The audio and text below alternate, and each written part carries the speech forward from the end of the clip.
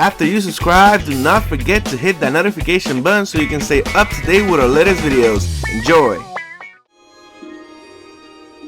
What is up, guys? How you doing? It's your boy Victor with Thank You Gaming, and we are switching things around from MLB The Show, NBA 2K, and pretty much PS4. We're actually going to go ahead and play some MTG Arena. I got myself into Magic the Gathering, and it's actually been pretty awesome. And of course, with what's going on in the world lately, playing the game online is actually pretty good. So right now we're looking at the 4 decks that I currently have. The last 3 of them that I have right here, this one I actually got from just playing the game, and then this is pretty much an experiment that I am making, and I will put a video where I play with this deck, so you guys see a little bit.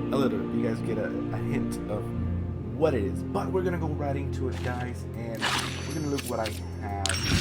And guys, before we continue, I'm not a Magic the Gathering expert, but you know, I think this game is kind of like chess. You know, you have to anticipate. There's players out there that they're just always on the attack. There's players that are always in the defense. But I think you need to find a balance where you'll be able to execute your plan, your strategy, and things like that. You shouldn't just build a deck just for the heck of it.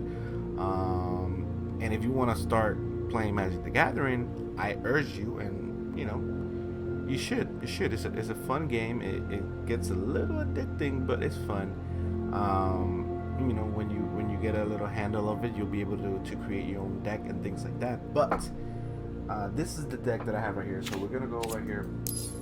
You guys can see it down here. So pretty much, it's a blue and red mana deck, mainly because there is some instants that red has that I really like. For example, Shock. This one is a classic. Every red deck that you go against has this. Anybody that has a red has this instant. I mean, it's Shock deals 2 damage to any target player, and it's pretty much cheese. And then I also have this one right here, which is Chandra's Outrage, and pretty much it deals 4 damage to target creatures. So you have one of those big creatures out there, and you want to get rid of them, you do, and then it deals 2 damage to that creature's controller. So you're pretty much getting rid of that creature and dealing damage to that player as well. And you know, it comes in handy. Trust me, it comes in handy. And then this one right here, which is pretty awesome, it says this spell cannot be countered. Now if you go against another control deck, it can be countered. So it deals 6 damage to any target. Now the mana cost is pretty high with 6 mana cost, but you know, that's why when you're making your deck, you gotta make sure that you have those, you know, the strategy, the synergy going on between the cards. And the reason I say that is because I have a couple of cards here that will help me out with this mana cost right here. So if I can find them, I can show you guys pretty much. So pretty much this one right here, Goblin Electromancer. It says that instant and sorcery spells you cast cost 1 less to cast. So pretty much that will bring this Chandra, Inescapable Blaze to, instead of 6 mana, to 5 mana. And then if you're able to play this creature right here, which is also an enchantment, it says as long as it's not your turn, spells you cast cost 1 less to cast. Now, this deck is a control deck, but it's also kind of on the aggressive side. And you know, many control decks are just, there's many of them. There's those decks that are just, you know, drawing cards, and you know, they cycle through the library, or they put all your cards in the graveyard, and you know, they stop everything that you do, and then if you don't have any cards in your library, then you're done. You're not gonna win the game because you automatically lose. And then you got the control decks that are just there defending, and they're putting things back into your hand, putting things back into your library, into your graveyard. I don't think there's cards that actually put things back. No, there is. Anyways, but this one is a little bit more aggressive but you have to be patient, you know, and you gotta choose your spots where you're gonna play and where you're gonna attack. So when you play this card right here, and in regards of instance, like I don't have any sorceries. This is all instance, and it's because of the title of my deck. We'll get to that creature. It's because of that creature right there. But pretty much your instance should be played when your opponent is doing things, and make sure always to look. Make sure you always have some mana available. Don't be tapped out going into your opponent's turn, because that means you have zero answer. Instant can be played anytime you want, and I usually play it when it's the opponent's turn. And I mean, the reason being is when I have this creature out there, it costs me one less to do so. Now, that colorless mana means that, for example, this right here, it means that that one is one less. So now it costs me one blue mana to cast it, which is pretty awesome when you have a lot of lands out there. So the reason I have a lot of instants and have a lot of flash creatures, flash is another fancy word for instant. You can play it anytime you want. It's because I have this guy right here, and also flash, and I have four of this creature. I'm not even gonna try to attempt to say that that creature's name, but pretty much is whenever you cast a spell during an opponent's turn, put a +1/+1 counter on this card. So every time you cast an instant, this guy keeps pumping up, and it gets pretty big. Now, it doesn't have flying, but you have instants that will put cards away back to the owner's hand. So if you're about to attack and they declare a blocker, put that deal damage to that creature, or put it back in their hands, so you are free to go to hit with this creature when it's at its best. And then we have this flyer right here. I'm not even gonna try to this names with my accent, it's not gonna work. But it's a 2/2 flying, 2 mana, one blue, 1 red, and is whenever you cast your first spell during each opponent's turns, which we're trying to do. This creature deals 1 damage to each opponent, and the pretty awesome thing about this is it deals 1 damage every time you cast your first spell. So your flash creature, the creatures that have flash, all your instants counts towards that first spell. So you can get pretty creative going against an opponent with that. And the other thing is you get to scry 1, which pretty much means you get to look at the top card of your library, which pretty much, if you do it in your opponent's turn, it's pretty much the card that you're gonna get when it's your turn and you draw. And you get to see it. If you don't like it, you put it at the bottom of your library. If you do like it, you keep it in the top, and it's pretty much looking at what's next. And then this card right here, which I saw it and I was like, this is interesting. It's an enchantment. I don't have that many enchantments, but whenever you cast a blue spell, so our deck is blue and red, but it's mainly blue because it's I want to say it's an 80-20, where 80 is control and 20 is damage. But whenever you cast a blue spell, target player puts the top 2 cards of their library into the graveyard. So now not only are you putting cards into their back to their hands, so they already wasted the mana when they casted it, and this gets annoying when it gets big creatures.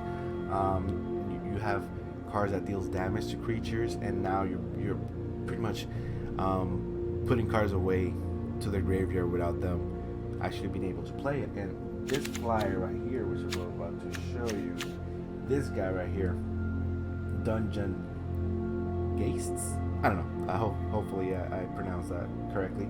He's a 3/3 flyer, it costs 4, and it's pretty awesome because when he enters the battlefield, tap target creature. So you are going to tap a creature, and that creature will not be able to untap anytime until our creature is in the battlefield, and it's a flyer. So not that many players run flying, because like those big creatures are usually not flyers. But if 3/3 every time you're about to attack, because they can block you, it's something else.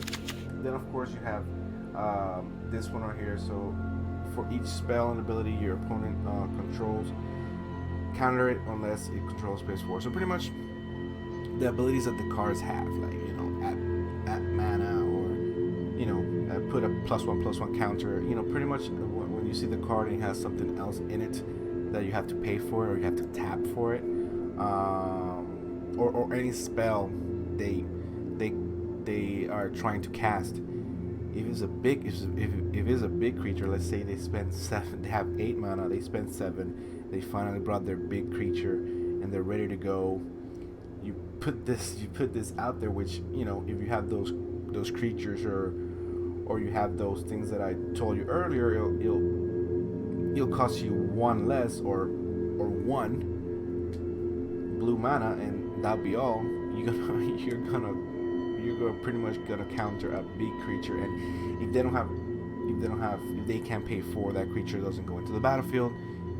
Once you counter a spell, it goes straight to your graveyard unless you counter my counter, and then that's where the stack begins. And then what else I got? This one right here, which I thought I didn't have it, but now that I see it, I do. So pretty much this enchantment, like we talked about this one right here. This one right here that pumps up every time you throw an instant, and that's all we have, right? So let's say this is like a 8. This is at I don't know, 8/7, right? It's at 8/7. Many, like I mentioned before, many players don't have flyers to pretty much, I want to say, block you. So if you play this card right here, you're getting flying, and that helps in the offense. Like, of course, like you'll be able to attack with that thing big time. But if you use that that creature, even to block, because this ability you can do it, and abilities you can are kind of like instants depending on what you're trying to do. So when it's that person's turn and they're trying to hit you with a big flyer, because they're like, nah, you don't have a flyer, I'm gonna hit you with this, you can go ahead and put your pay 2 mana, and your creature has flying for until the end of turn, which could come in handy in battles. And then this one right here is, you know, when they start seeing those creatures pumping up, or they read what the card does. Some decks have, you know, they have, you know, target creature goes to the graveyard, or target creature gets -2/-2, or we go back to chalk and they throw that red spell towards our creature. We can enchant it, you know, it's flash. We can enchant it, and that creature gains hexproof until end of turn. So hexproof, no spell can target you, and you know, you get a +1/+1. You put this card here, and you get a +1/+1 for the enchantment, plus another +1/+1 for putting a spell during an opponent's turn. And then, you know, we have this defender right here. I wanted to, sometimes I don't get the cards right away. I don't want to mulligan. If I do get this big old turtle, put it there just to survive. And you know, it's flash, so if I bring it in with my main creature, then I'll be fine there. So we'll run over this guy right here. So this guy also flash and flying, and I get to draw cards just in case if I don't have anything. And of course we have Strange Missile, which you return the target creature. I like this one because not only can you return the target, but you can also return the enchantment to the control's hand, and pretty much you are delaying to see for you to do something. Then we have this one, which is pretty much what it says right there. We all know about this. This one weird. This is the main guy right here. This is the go-to creature right here. We talked about this one and this one. We talked about this one as well. Negate counter target non-creature spell. Now this counts for the anything, you know, enchantments, instants, sorceries, non-creature spells, and also it counters planeswalkers as well, because planeswalkers, they're not a creature. There's someone that is going to casting spells. So in essence, us as players, we're planeswalkers because we're pretty much wizards, casting spells and things like that.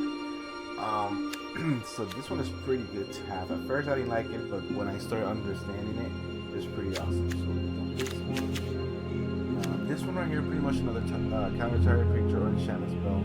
If that spell is countered this way, exile it. Now, the reason this is good is there's some cards that, if they go to the graveyard, the opponents can bring it back, and we don't want that. We just counter it. We don't want to deal with it, so we exile it, and they can bring it back. This one right here, we talked about. This one, I love this card. Flying. Now, this one right here, like every single color has a ley line. Most of them have different things that you can do. I know that the red ley line, if any of your creature or your permanents, I believe, are targeted, it deals 2 damage to that player. I know the white one gives you, the player, hexproof, so you can't be targeted. But this one right here, it goes with the theme, because if ley line of anticipation is in your opening hand. Many of these ley lines, if you have them in your hand, you don't have to pay them mana. You put them in the battlefield right away. But you may cast spells as though they had flash. So there's some creatures that I have that do not have flash, but every single spell. So my enchantments, if they don't have flash, I can play them. There's some cards that are not instants that I can play, and that goes into casting spells in the opponent's turn, which will definitely, my Blindborn will continue to go up and up and up. So that's awesome. We talked about this one and this one. Now, this one, I kept it, not only because it's mythic, but it's pretty awesome. This spell costs 1 less for each instant and sorcery. So this one already, just because of that, caught my attention, because even though it costs 9 mana, every time I play, I've never paid 9 mana. I think the most I've paid has been, I want to say 4 or 5. It's because I use so many instants that this will cost that many instants on my graveyard less. If the opponent knows this for some reason, then they will be able to exile my graveyard, and then this will change. But at the end of the day, they don't. So this right here, pretty much you have no maximum hand. Now, if you guys didn't know, you can only have 7 cards in your hand at all time. The moment you have more than 7, you have to discard a card. So this one takes care of that. You don't have to worry. And if we happen to draw a lot of cards and we have a lot of instants in our hand, it's good to have more than 7 cards.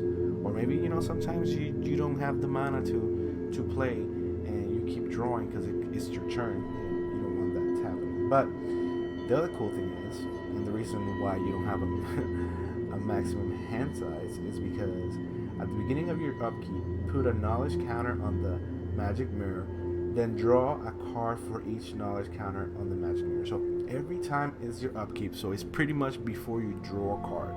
Remember that, because there's many upkeep effects. The moment you draw your card, your upkeep is gone. So pretty much whenever it's your upkeep, put a counter every single turn. Let's say 5 turns pass, you have 5 counters. That means you draw that many cards, and it's pretty awesome, because when you're drawing cards and you're drawing all the instants that you need, it's awesome. Now, when the strategy works, and it has a synergy, it's pretty not only annoying, but like deadly, because I'm not only controlling, but I'm gonna go ahead and hit you with some damage as well. So I'm not gonna wait around for you to get your big creatures and for me to be done, pretty much. So, and then I have 12 blue basic lands, and then I have 4 red. And the reason I have more is because, as you see, the majority of my deck is blue. And then I have everybody plays this dual lands pretty much because you gain life, even though they come in tap. It's pretty handy to gain life, unless you know, if you're not a white deck or a white black deck, or some green decks have cards that gain life. This comes in handy for sure. So if we look at the stats, I'm the type of player that I like.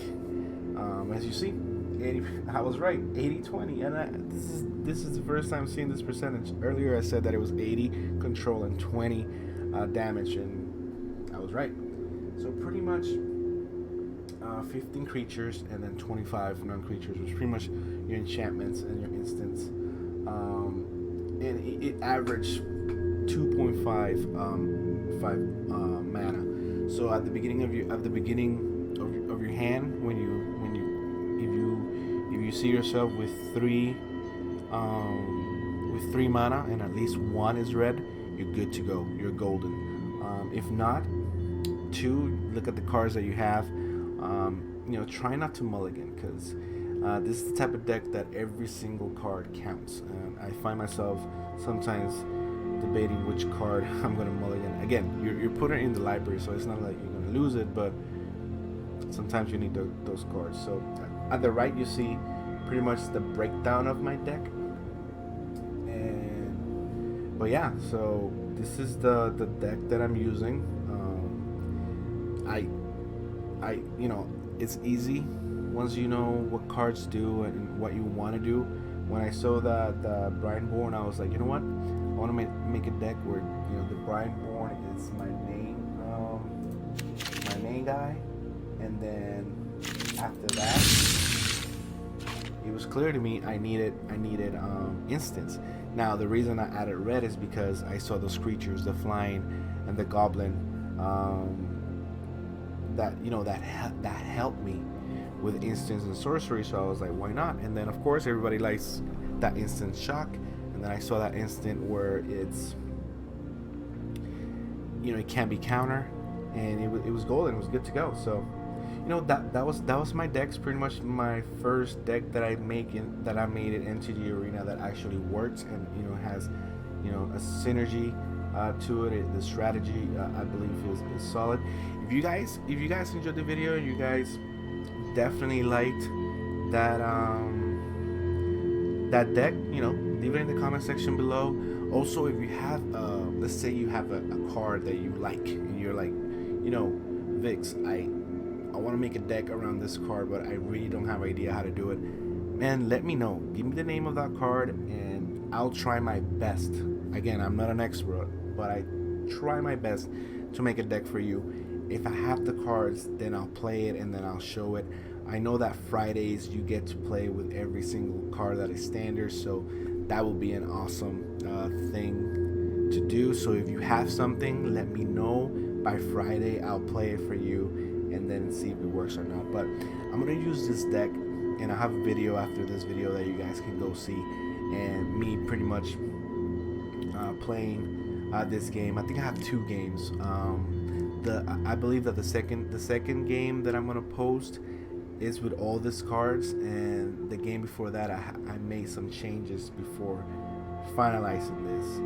But I believe that it's a pretty good deck. Of course, you're not gonna win every single game. There's some cards out there that can definitely nullify this deck, but the majority, you get to be annoying. It's fun. People throw big cards and you're putting them back or you're countering them, and they're like, no, they go to the graveyard. But anyways, guys, I know that was a lot. It was pretty much a breakdown of the Brianborn deck. If you guys enjoy it, leave a like, leave a comment, subscribe to our channel, follow us on Twitter, follow us on Twitch, and this is your boy Victor88, and he's out. Deuces. Thank you so much for tuning in and watching our video.